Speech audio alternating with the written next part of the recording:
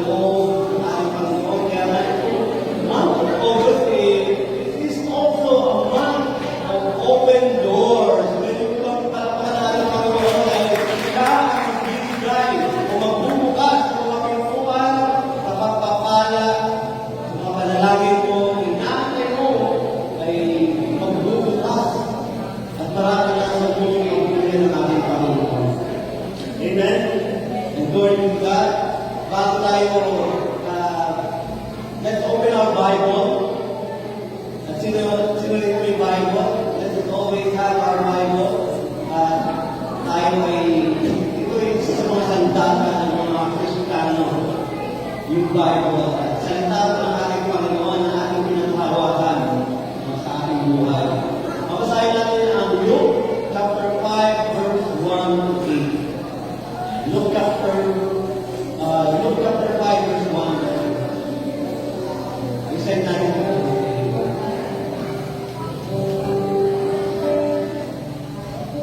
Amen. Alright. Basahin natin ang Luke chapter 5, verse 1 to 8. Sabi po nito, minsan habang nakatayo si Jesus sa tabi ng lawa ng Genesaret, naghuhulaan ang napakaraming tao sa paglapit sa kanya upang makinig ng salita ng Diyos. May nakita siyang dalawang bangka sa tabi ng lawa. Mula sa mga bangka ay mga ng isda, hindi na sa lawa at naglilinis ng kanilang bangka. Sumakay siya sa isa sa mga bangka, diniling kay Simon na may aring ng bangka na ikayon ko ng kabuti. Naupo siya sa bangka ng harap sa mga tao.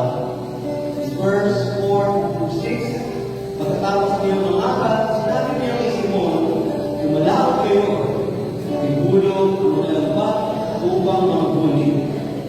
Sumagot si Simon, "Puro, magdamag po kami ng natako, ngunit wala akong nahuli. Ngunit dahil sa sinabi niyo, ihulog ko ang mga lambat." Gayun nga ang ginawa nila at nakahuli sila ng maraming isda. At halos napunit ang kanilang mga lambat. Verse 7-8, kinagawan nila ang kanilang mga kasamahan nasa kabilang bangka upang magpatulog. Umama naman ang mga ito at natulog nila ang dalawang bangka. Ano ba't halos tulog mga ito? Nung makita yung Simon Pedro, sila yung lubod sa harapan ni Jesus at sinabi, "Mayuan mo nito ako, Panginoon, sapagkat ako'y isang makasalanan." Manalangin po tayo.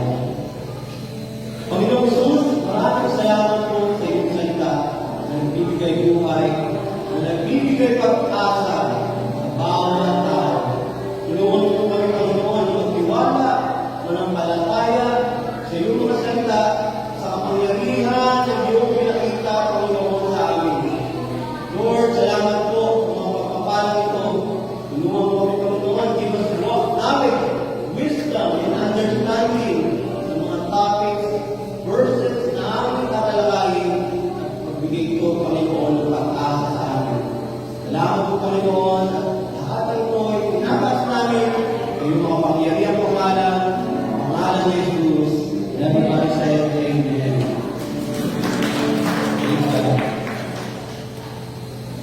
Amen. Mapagpala ako sa ating lahat. Ang ganda ng Jesus Family Church. Ganda natin palapakan din ang ating experiences. At ang sumunod ay kahit sa malalayong lugar, dito'y naabot. Ang ating Panginoon, mga tao ko pang mabahagian ng salita ng ating Panginoon. May tanong po sa inyo rito, mga kapatid. Sino po rito naranasan nyo na ibigay ang iyong pinaka-the best, pero parang walang nangyari?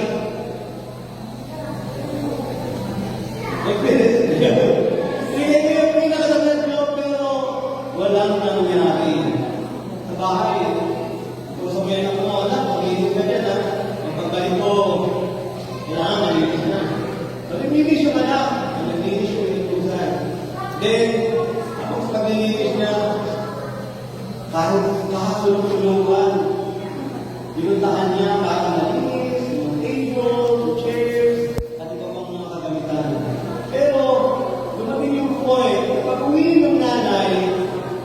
Pinakita pa rin, may mga dubi pa rin. Yung pala yung nanay mo, supervisor, ay isang maintenance department, cleaning department. So talagang walang nakakalasot na dumi. Kapag ginagano ng supervisor, bakit marami pa rin, nakakalasot pa rin, diba? Walang nakakalasot. Kaya, sinurito na experience ko na pagluto yung asawa. Pagluto yung anak mo, tapos, pagluluto mo, sabi ko sa sarili mo, sasarapan ko nga yung pagluluto ko. Pagluluto ko ng adobo. Okay, pagluluto ko ng tinola. Para sa'yo, napakasarap. Delicious. Pero, pagdating ng asawa mo, ng anak mo, sablay. Sa pala isang chef sa isang 5-star hotel. So, ngayon, pero dito mapapansin mo, hindi mo yung pinaka-the best mo, binigay ko na yung todo mo, ngunit wala pa rin nangyari. Kaya sa school, mga student, di ba? Kung nag-aaral sa, kung naranasan mo na yung mga dahon, nag-aaral na. Kaso, pagdating na exam, pagdating na results, wala ko pa rin. So, dito binigay ko na yung todo ko, yung mga estudyante, binigay yung todo nila, pero, wala pa rin nangyari. Kaya sa trabaho natin, sa mag-business, hindi mo yung pinaka-the-best mo para makakuha, mag-gather ng mga kliyente. Siyempre, paano mo yung business?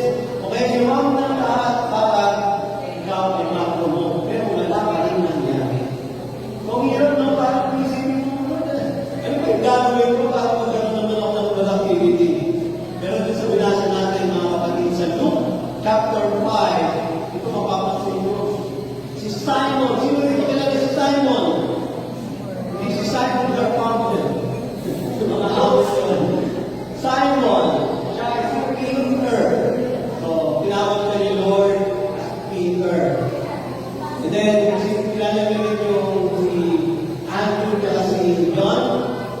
Sila yung mga kapatid na anak ni Zebedeo, the son of thunder. Anak ng mga kulog. These people, mga kapatid, ay sila yung pinaka-expert sa panguhuli ng isda. They were expert fishermen. Sabi mo, expert. They were expert.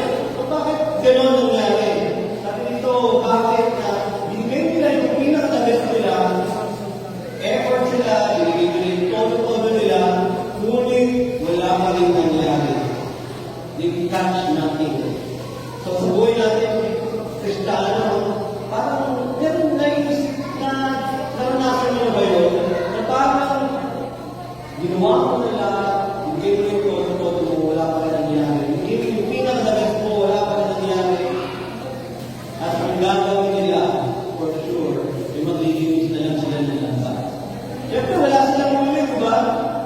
Wala silang nahuli ni isa. Ni kahit Duterte nila. Kung wala silang nahuli yan, grabe na nagbigay sila ng lambat, desperado sila, at dito para silang talino siguro kami, para kami yung mga gusto o expert ng kaso, wala nangyari, wala na silang pagkasa. So sa ating mga ginagawa sa araw-araw, pagkatrabaho natin, may pagkakataon tayo na binibigay natin yung the best natin. Pero minsan, uuwi na lang tayo pagkat walang nangyari. Bahay, pagod ka na, desperado ka na, hindi ko na alam kung ano ang gagawin mo para maayos yung family. Kasi minsan, talagang magulis sa family, diba? Hindi natin kayo iwasan yan. Yung bangayan, yung mga alitan, at ang inisip mo na rin, ay sumuno na lang. Kapag sa school, nararanasan natin mga estudyante yun, kahit anong puro ng teacher, parang may isip na wala na po kapasok eh. Kung gagawin nila, absent na lang. Sa spiritual life natin mga kapatid. Ano naman kaya ang buhay Kristiyano natin? Umatin tayo ng church. Ginagawa natin ang lahat para tayo na magbago o para mag-reform parang meron tayo changes sa ating mga characteristics. Pero, empty pa rin. Wala pa rin patuloy. Wala pa rin progress. Wala pa rin transformation. Kaya, minsan, ang characteristic natin, meron pa rin. Naiinis pa rin tayo, nagagalit pa rin tayo. Kaya nga, sasabihin na lang natin minsan, hindi na lang siguro ako mag-church. Hindi na lang siguro ako magsisimba. So despite of everything that we have done, despite of everything that we did, mga kapatid, dito, magiging result ito, yung experience natin mga problema, at yung experience ito, magiging worse pa dun sa ating mga nararamdaman. These are the words in our life. You work so hard, you give your best, ito yung magiging outcome. Number 1, emotional burnout. Next slide, kapatid. Emotional burnout. So, ibig sabihin, you're physically present, but mentally drained. Sometimes, you're physically here, or nandun kayo sa establishment, o doon sa pinagtatrabahuan nyo, but you are mentally drained. Kapag kinausap ka ng boss mo, nakapalala ka na lang. So, minsan ganyan tayo, di ba? Sabihin sa'yo, uy, busy, tulog ka na. So, we are physically present but mentally drained. Nawawala na tayo din ng gana. And you will start asking, worth it pa ba ito? Worth it pa ba yung mga ginagawa ko? Mayroon, no? Minsan, nakakalaman natin yun na binibigyan natin yung power natin, we give our best, because minsan, number 2 is loss of confidence. Nawawalan tayo ng kumpiyansa sa ating sarili. Nawawalan tayo ng tiwala sa ating sarili. Siguro, hanggang dito na lang nakagawa. Nasabi nyo na yun sa inyong sarili, hanggang dito na lang ako. Baka hindi pa ako sa akin ito. Marami tayong ginagawa, ako hindi na push through para sa akin ito. And you straight back to the opportunity that God has given you. Bibigay sa atin ng mga pagpapala and opportunity ang aming Panginoon. Pag-aralan natin mga kapatid kung paano natin ito mapapagtagumpayan. Despite of everything that we have done, number 3 is nagkakaroon tayo ng wrong identity. Wrong identity means nakabase ang word natin sa result. Sasabihin mo sa sarili mo, kailangan maging makapromote ako, kailangan makapansin ako, kailangan tumaas yung aking sweldo. So nakabase yung ating word, mga kapatid, sa ating result. Minsan gusto natin, kailangan dapat makakilala ko na nag-i-improve. E paano hindi tayo nag-i-improve at may tinuturo ang Diyos sa atin. Minsan, your body becomes tied up to your performance. Binibigay mo yung best mo. Minsan, nawawala ka na ng time to serve the Lord. Minsan, nawawala na tayo ng time to go to the church. Kaya, dito, yung time up dun sa ating performance. But sometimes, naiinis ka na lang, magagalit ka na lang, at di mo na alam yung gagawin. Worst case scenario number 4 is too quick, too soon. Ibig sabihin, tama na. Ayoko na. Hindi na ako susubok. Just like Peter, nung parang nag-give up na siya na maghuli. Siguro next week na lang or next month, kasi hindi na ako makahuli. Kaya, you're stopping teachers from the finish line. Parang ayaw na tapusin. Ang dami mo na doon sa finish line. As hindi ba nakikita yung finish line? Pero, ang dami mo lang pala sa kabila. Likod na lang yung finish line. Pero hindi ka pa nagpatuloy. So, sayang.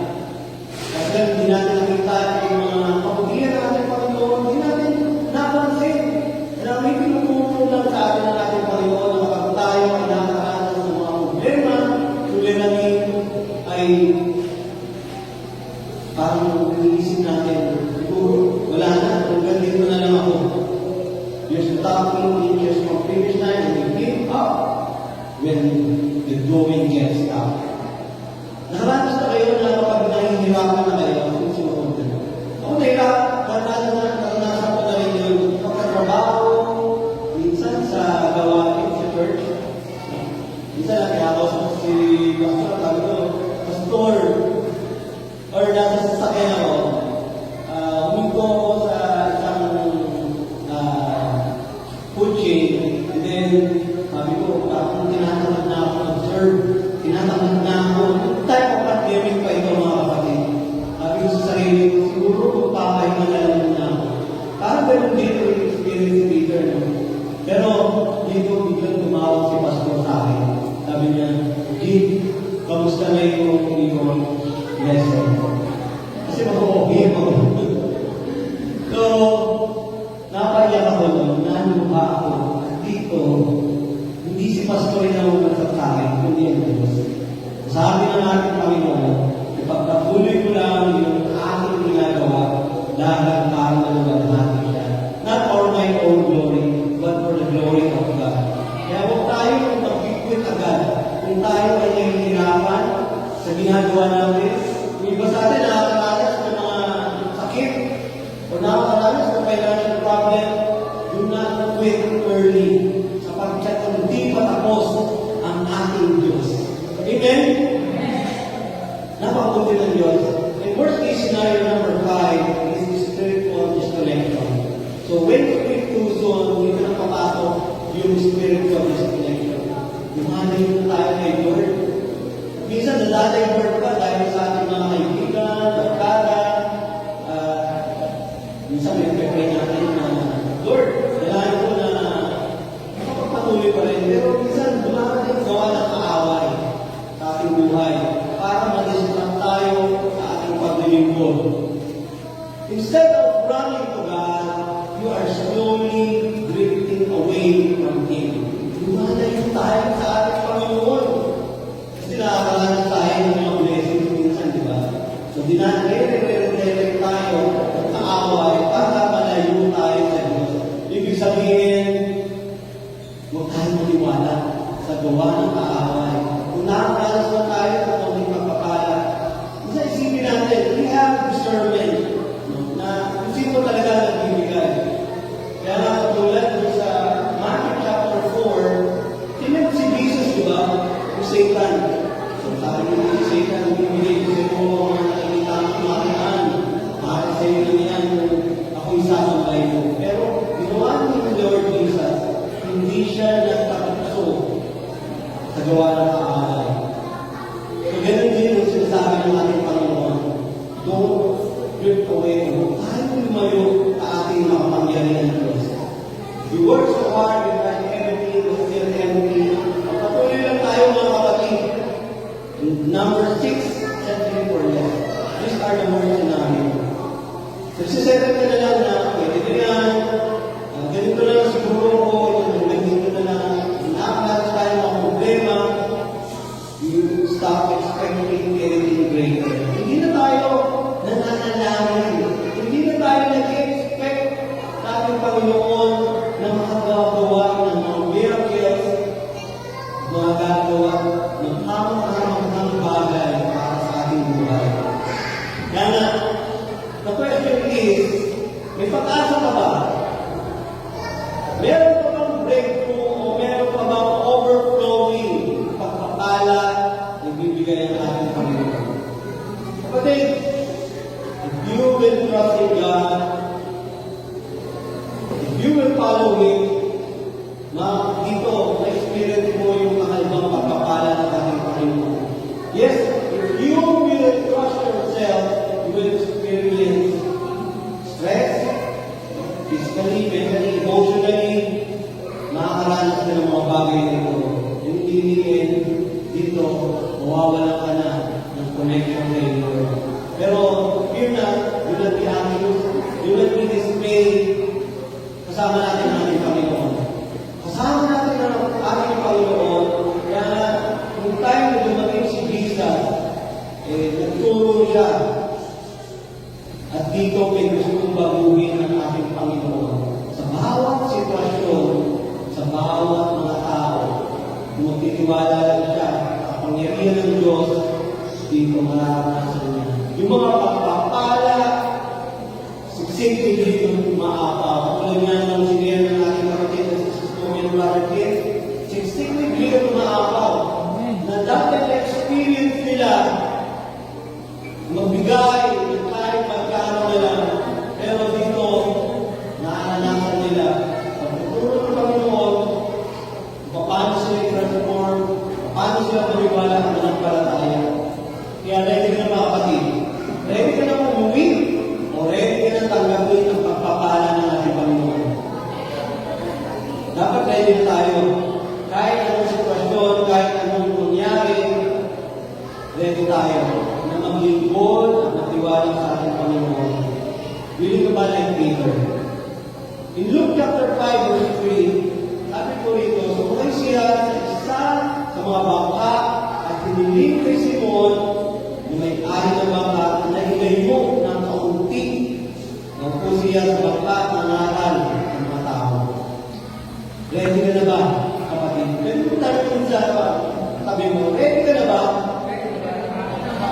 Dapat ready tayo. Lagi tayo handa. Kaya ang topic natin is from emptiness to overflowing purpose. Pwede natin ulitin, emptiness to overflowing purpose. Next slide, kapatid. From emptiness to overflowing purpose. Meaning ng emptiness, yung lambat na walang laman. Kung ang mangingisda ay uuwi na lang na walang dala-dala, na walang huli, kapatid, may problema. May problema sila. Kapag wala silang iuwi na pagkain, wala silang iuwi para sa kanilang pamilya. Di ba, parang tulad si Peter, uuwi na lang, walang huli. Tayo rin, parang Kristiyano, not all, but some, uuwi, pagkagaling sa church, walang take away. Take away means yung salita ng Panginoon. Pinaghahawakan niya sa buong linggo. Take away means yung word of God na kailangan dala-dala ng buhay o natin mga Kristiyano sa araw-araw. Kailangan salita tayo ng Diyos. Kailangan namutawi ang salita ng Diyos sa ating mga puso at isipan. Parang pag nagtatrabaho, okay lang ba sa inyo yung sweldo? Pag nagtatrabaho tayo, okay lang sa inyo yung sweldo? Di ba hindi? Pag nag-business tayo, okay lang ba na yung ginegosyo? Di ba hindi? So may problema. Tulad ni Peter ng Malaysia, wala siyang dala-dala. Tayo bilang Kristiyano, kailangan natin na talagang natin sa ating puso't isipan yung word ng ating Panginoon. Tulad ni Peter, kilala ang Diyos, kilala niya yung God the Father, pero hindi niya pa kilala masyado si Jesus. Hindi pa siya tiwala kay Jesus. Kapatid, dito tinuturuan tayo ng ating Panginoon. At tinuturuan tayo ng magtiwala. Marami po ba sa atin ang ganito? Parang kapag tayo nakakaranas ng mga problema sa buhay, wala pa yung breakthrough, parang gusto mo nang pumalas kay Lord. Parang gusto mo nang bumibulay kay Lord. Pero alam niyo si Peter, binuksan niya yung puso niya para kay Lord. And he let Jesus intervene in his life. Kapatid, kailangan natin papasukin ang ating Panginoon sa ating buhay upang maranasan natin yung pagpapala. Minsan, ang hinihintay natin breakthrough yung buksan ng unang pala natin ang ating puso, maging open-minded tayo para kay Jesus. Alam nyo, as a saints, dito naranasan ko yung kinausap ako ng kliyente ko. Tinanong niya sa akin, open-minded ka ba? May na-offer siya kasi. Bukod doon sa business niya, meron din siyang yung wellness product. So, yung nangyari dito, yung aking yung excess doon sa aking sales, sinabi niya na Pwede ba alam ko meron naman yung excess o para sa commission mo, pwede ba na ito na lang ipapalit ko yung wellness travel? Siyempre, pwede tayo, kailangan mo umuuron. At sinabi ko, yes po, open-minded ako. Kaya ganun tinuturo natin ng ating Panginoon. Maging open-minded tayo para kay Jesus. At when you allow Jesus to intervene into your life, even you experience desperation, problems, anxiety, ano mga problema na inyong mararanasan. My point number 1 is, Jesus meets us in our empty seasons. Next slide natin. Jesus meets us in our empty season. In Luke chapter 5, verse 2 to 3, may nakita siyang dalawang bangka sa tabi ng lawa, wala sa mga bangka ang mga mangingisda. So, ibig sabihin, wala sa bangka ang mga mangingisda at naglilinis na ng kanilang mga lambat at ready na silang umuwi. Ibig sabihin dito, tapos na yung kanilang trabaho at prepare na silang umuwi kasi walang uwi. Wala silang takeaway. Minsan dumarating sa point o sa season ng bawat tao, kahit ang effort mo, kahit ang diskarte ang gawin mo, wala tayong nakikita ng result, wala tayong nakikita ng breakthrough. Iniisip natin, tapos na siguro ito. Parang end of the ballgame, ika nga. Pero alam niyo kapatid, hindi pa tapos si Lord sa atin. Kung man ang naranasan ng problema ngayon, hindi pa tapos si Lord sa atin. Sumakay na si Jesus sa bangka ni Simon. Sabi, hindi pa tapos. Sa buhay ng kapatid, gusto mo bang pumasok si Lord sa buhay mo? Gusto mo bang mangalan si Lord sa iyong buhay at magtulong at mabuhay?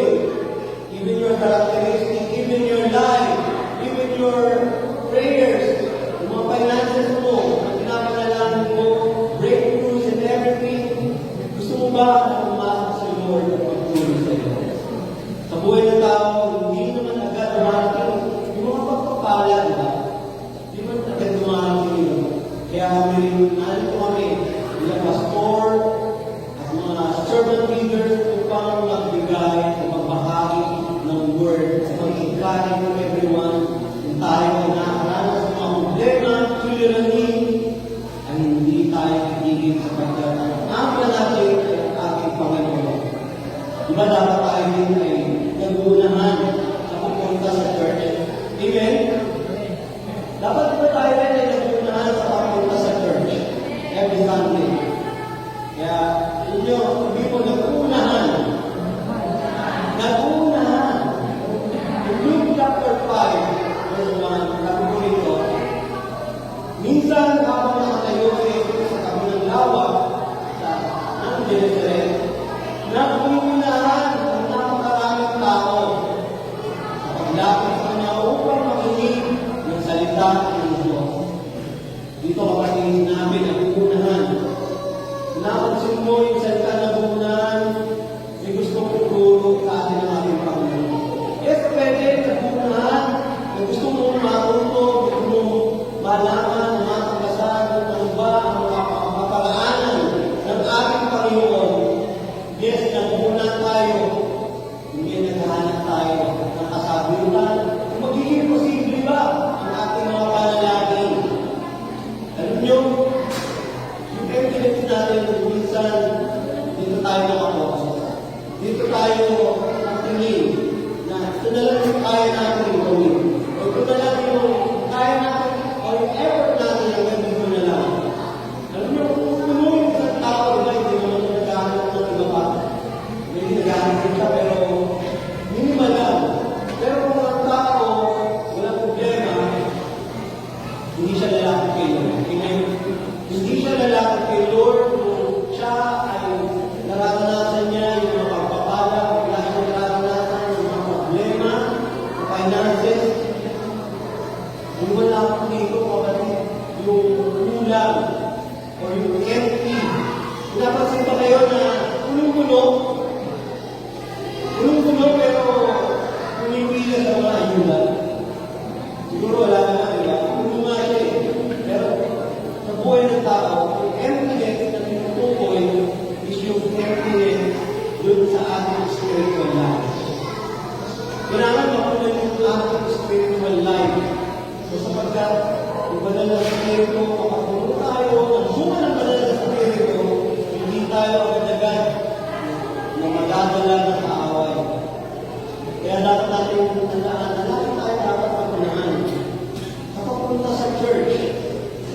gawain, dito tayo natin. Dito tayo magkakaroon ng kakumbaan.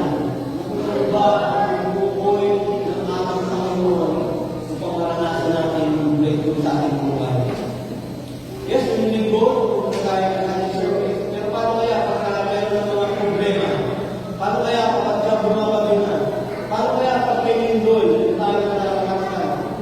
O magulo na yung ating paligid, pupunta pa rin ba tayo sa church?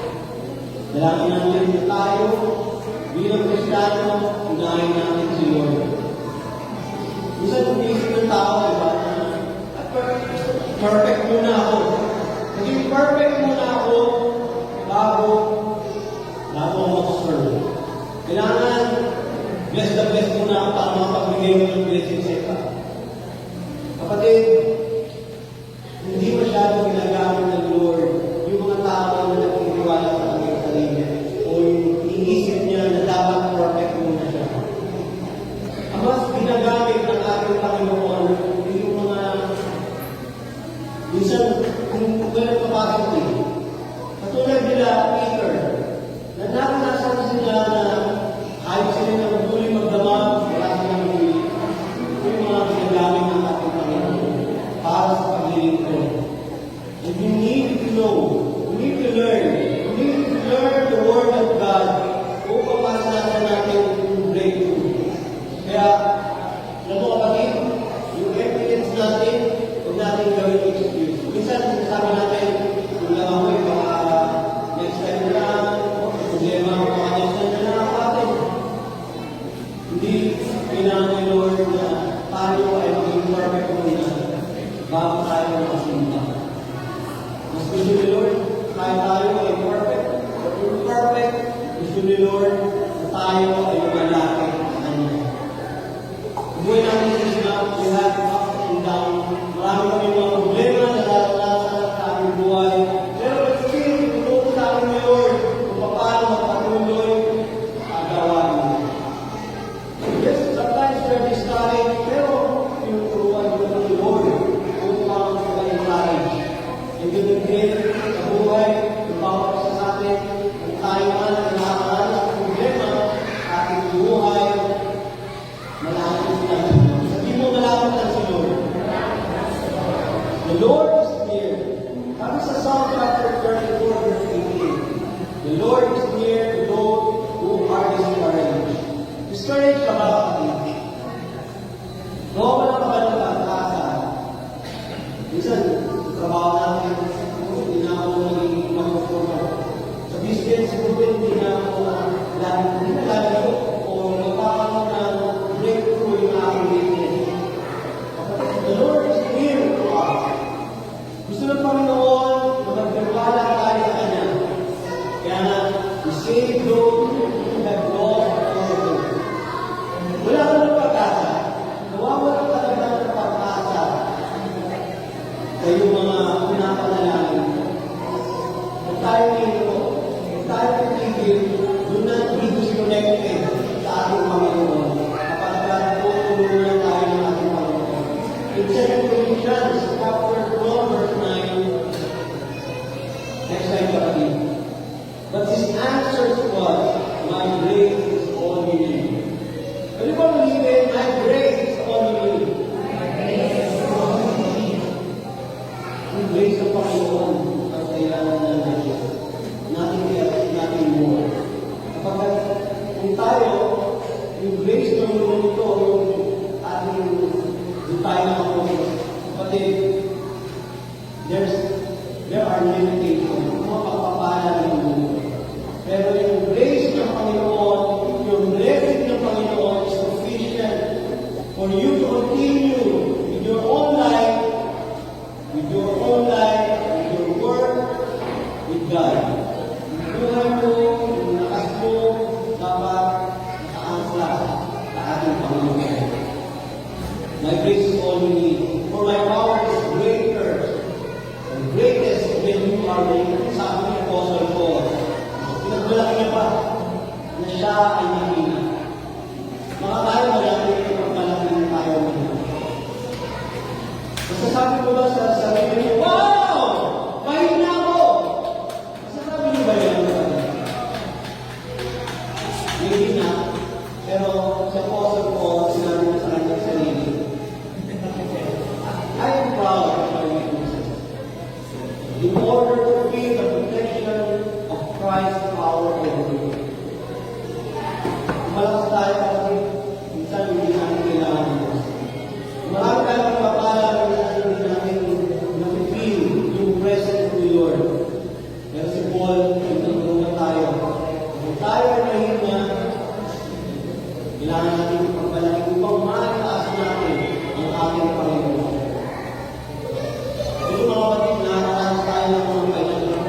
buhay ng problem, spiritual problem. Pero, hindi, kung ikaw ay nasa empty season, wala pang progress, wala pang nangyayari sa iyong buhay, God needs us. Sinuguluhan tayo ng Panginoon, kung ikaw ay may emptiness, ito yung paraan ng ating Panginoon, paano mas makakilala mo pa siya? Na paano mas lumapit ka pa sa Kanya? Yun ang gusto na ating Panginoon. May tinuturo lang ang ating Panginoon. Gusto mo bang maranasan yung miracle ni Lord? Gusto niyo bang maranasan yung miracle ni Lord? Amen! So, dito kapatid, my point number 2, obedience opens the door for miracles. Sabi ko tayo, obedience opens the door for miracles. Sabi sa Lucas chapter 5, verse 4 to 5, pagkatapos niya mga sinabi niya ni Simon, umalawag kayo at hinulog ang mga lamba upang manghuli. Sumagot si Simon, Bro, magdamag po kami napakapod, ngunit wala kami manghuli. Ngunit dahil sa sinabi niyo, ihulog namin ang mga lamba. Kapit hindi logic na nagdadala ng miracles. Hindi yung lakas natin, sariling lakas natin ang nagdadala ng miracles. Imagine si Peter, isang professional fisherman, pero the question is, bakit wala siyang huli? Na-realize nyo ba yung kapatid, professional, sa inyong mga profession, pero bakit walang progress? Pero si Jesus, isang carpenter, ganun sinabi ni Jesus na kung lalakad kayo at ihulog yung lamba, bakit nakahuli sila ng mga isda? At nakulong pa yung dalawang bangka. At dito mga kapatid, hindi logic ang nagdadala ng miracles. Sabi mo, hindi logic ang nagdadala ng miracles. Kaya kung sinasabi ko, bakit? Head of the family ako. Pero bakit ganun pa rin? Hindi pa rin nasunod na maraming mga anak. Instead, yung siya sumunod, ako sumusunod sa aking mga anak. Bakit ganun? Yung aking asawa, na napakaingay, kung nanuwa mo yung sinasabi, bakit pa rin ako sumusunod sa kanya? Siya pa rin parang pinod sa aking bahay. Kaya na, naisip niyo ba yun, na may mga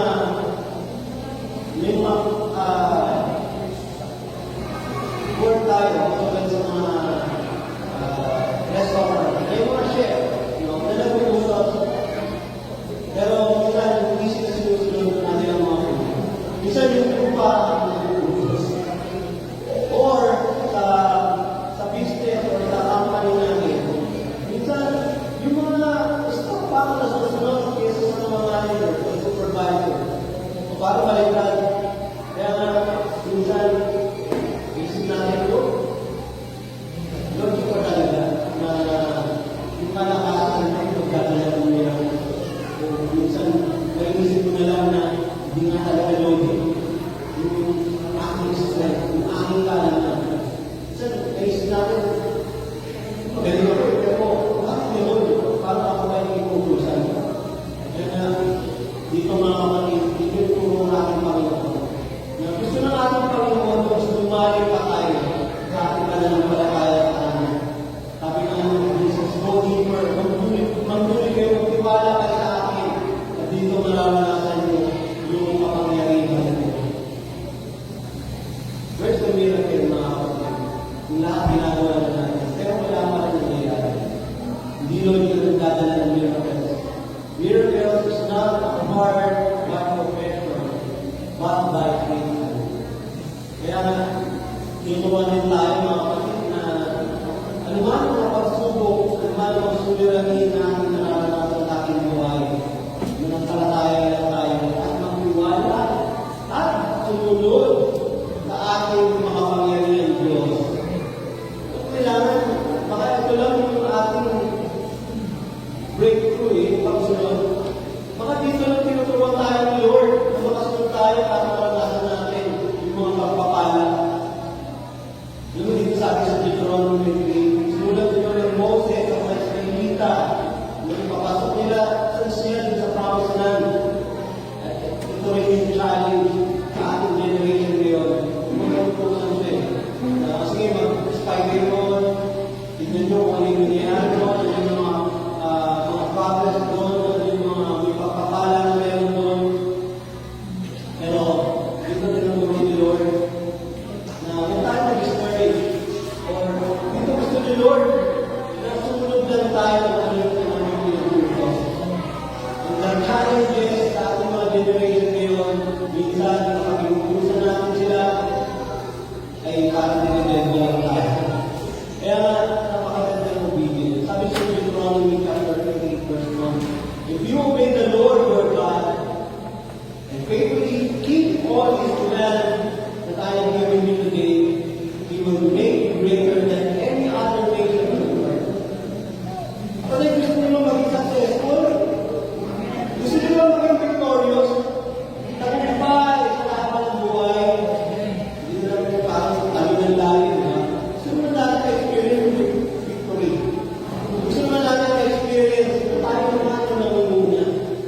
Pag sinunod mo si Lord, inuna mo si Lord, kasi punahin ka rin mo. You will experience miracle things in your life that you have never experienced before. Kaya gusto ng Panginoon, tiwala tayo sa Kanya. Alam niyo, makapangyarihan ng Panginoon tulad ng ginawa ni Jesus nung dun sa wedding of Cana. Diba? He turned water into wine. In John chapter 2 verse 5, His mother said, the servant, do whatever He tells you. Do whatever He tells you. Nangungusap ba sa inyo ang Panginoon na gawin ko na? Gawin mo kung pinapagawa ko. As Mary got paid, the servant, they need to obey, follow whatever the institution. Sunod lang nila. Kaya dito na-experience nila yung transformation, yung water turned into wine. Kaya kasi, ito mo sabihin sa kapatid mo, do what Jesus tells you to do. Do what Jesus tells you to do. Gawin mo kung ano yung pinatagawa sa iyo ng ating Panginoon. Kaya, hindi doon ang miracles kundi maranasan mo ito kung ikaw at sumusunod sa ating Panginoon. Hindi sapat yung human reasoning. Kasi tayo minsan talaga, dami natin excuse, dami natin reasons, we got every reason in life na para tayo ay uncomfortable sa mga situation dito, nag-excuse tayo. Kaya may mga inuno sa atin ng ating Panginoon na mukhang irrational, pero sa perspective niya kapatid, yung purpose ito. Yung tinuturo wisdom sa atin ng ating Panginoon. Tinuturo ni Lord na mag-forgive. Sabi mo mag-forgive. Pero walang miracle sa laging ng masakit ang ulo, na laging nanggagalatin ang iyong mga lingkid. Araw-araw, dahil sa 7 years na hindi napapagawa. Walang miracle sa mga nakikita ng mga kapatid.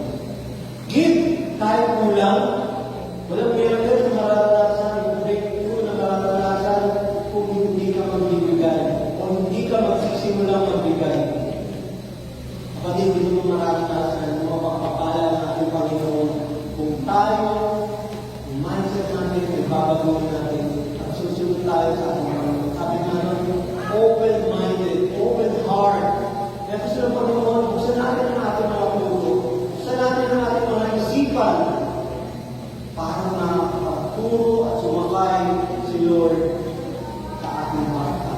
Yung ating bangka, minsan ginagamit natin yung mga tools o platform natin. Kung ano man ang platform na meron tayo, talent, abilities, ginagamit niya ni Lord.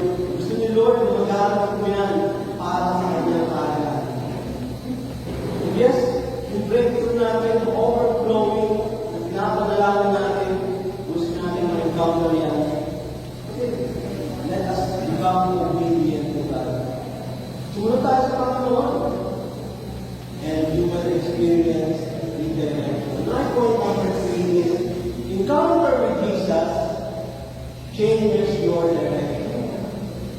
Again, encounter with Jesus changes your direction. Ibig sabihin, ginagawa ka ng Diyos para sa atin. After the miracles natin, Peter, depart from the Lord, for I am a sinful man. Sinful man ba tayo?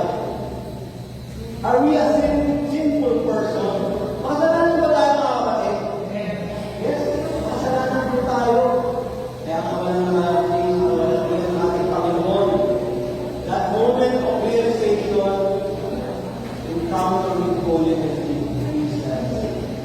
Nagkaroon na kayo encounter kayo. Nagkaroon na po ba kayo encounter kayo kay Lord? Doon nag-bigor lang na ibabasa ka ng Bible. Meron kaya kayo encounter kay Lord? Meron na kayo experience na moment, oo, makasalanan ako. Kapag nagbabasa tayo ng Bible, makikita natin yung agad-lang loob, yung kalinisan ng ating Panginoon. Na marirealize natin sa ating sarili, makasalanan ako. Ang be a simple person. And yes, we are. Pero tayo ay dinadala ng ating Panginoon. Tayo ito, tuloy na binabago ng ating Panginoon. Kaya na tayo nalilito upang matuto sa mga tinuturo ng ating Panginoon. The moment that I encounter the Lord, the moment na sinabi ko, makasalanan ako, sinabi ko, depart from the Lord, dito mga maranasan ko, si Lord talaga yung pinaka-perfect, pinaka-pure, walang kasalanan. Nakaranas kayo ng celebrity na nakatabi mo. Hindi mo yung katabi mo. Celebrity. So, yung experience ng celebrity, nakatabi ka. Ako nakatabi naman ng celebrity. Pero mag-isip yung mga napaka-kinis ng skin, napaka-coffee.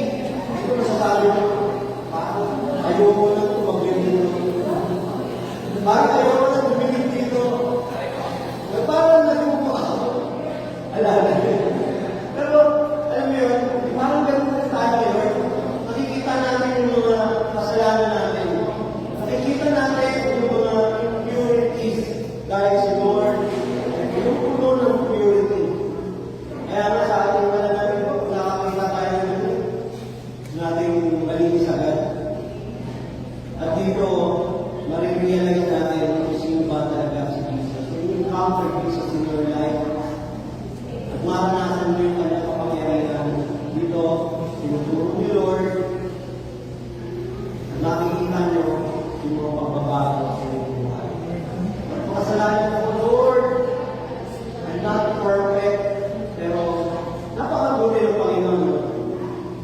Si Lord pa yung lumalapit sa atin. Si Lord pa yung nag-reach out sa atin para maranasan natin yung kaibang pagpapala ng ating Panginoon. Miracles happen when you encounter with Jesus, when you encounter with His holiness. Kapatid, all we have to do is to obey. All we have to do is to focus on God. Dito mababago yung ating mga priorities. Dito mababago yung ating mga lives and wants.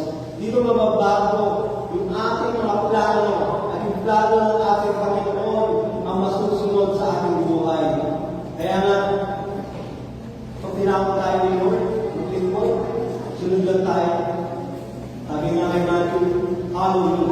Sabi mo sa tabi mo, follow Jesus.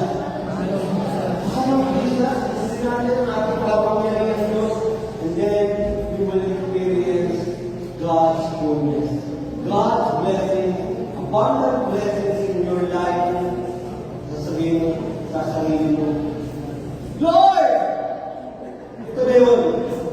Lord, ito na yung mga pagpapala na hinihintay ko sa aking buhay. Kaya nga, yung Jeremiah 29:11, let us read Jeremiah 29:11. Ano natin ito, mga kapatid? Sapagkat matitulubos ang mga plano ko para sa inyo. Mga plano hindi mo ito sasama, hindi para sa inyong kabubuti. Ito yung mga plano mo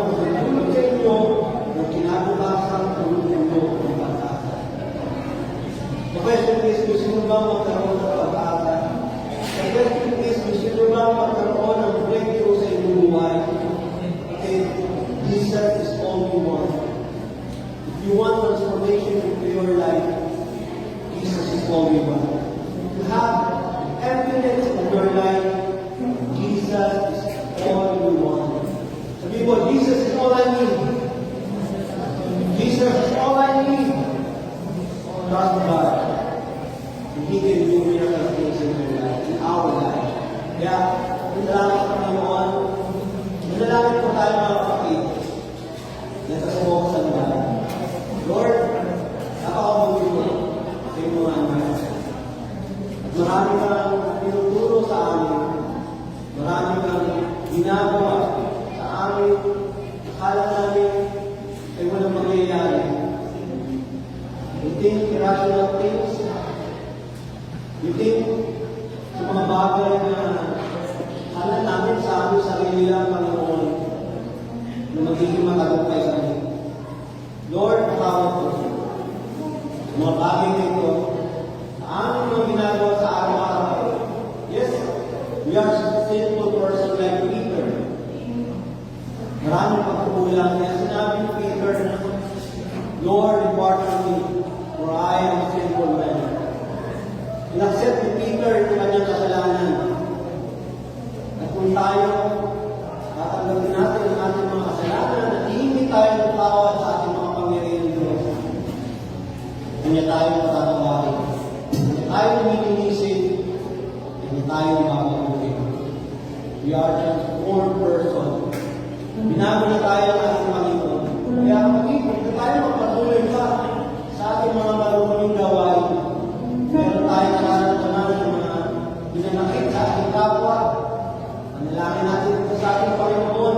Kung tayo inisip, at inisip din ng ating pamumuhay, din manalangin din natin, mga kapatid natin, na nagkakasala sa atin upang natanggap natin sila ng pamumuhay. Salamat po, Panginoon. Sabi po, kapatid, manalangin ito. Hingi tayo ng tao sa ating Panginoon. Sabi mo, bumula sa iyong puso. Bukas mo ang bibili. Sabihin mo, Panginoon Jesus, Panginoon Jesus, patawad ko. Ako po yung makasalanan. Pinagsisisihan ko na po ang lahat. Binubuksan ko ang puso ko. Pinapapasok kita sa aking buhay bilang Panginoon at tagapagligtas. Lord, ikaw lang ang magtutulong sa akin. Lord, ikaw lang ang magtaas ng siguro sa akin. Kaya Panginoon, ngayong araw na ito, sinusuko ko na ang aking sarili.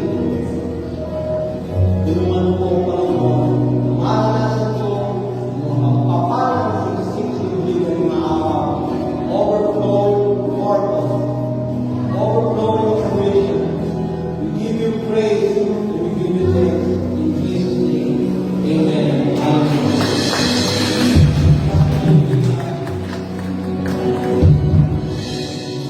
Pagin tayo ay agad-ako sa ating pagbibigay at sa ating pagbibigay. Sa ating Corinthians chapter 9 verse 10, ang Diyos na nagbigay ng hindi tatalin at tinapay na makakain sa siya rin magbibigay sa inyo ng bigyan. At magpapalago ito upang magbunga ng sagana ang inyong pagkakinan.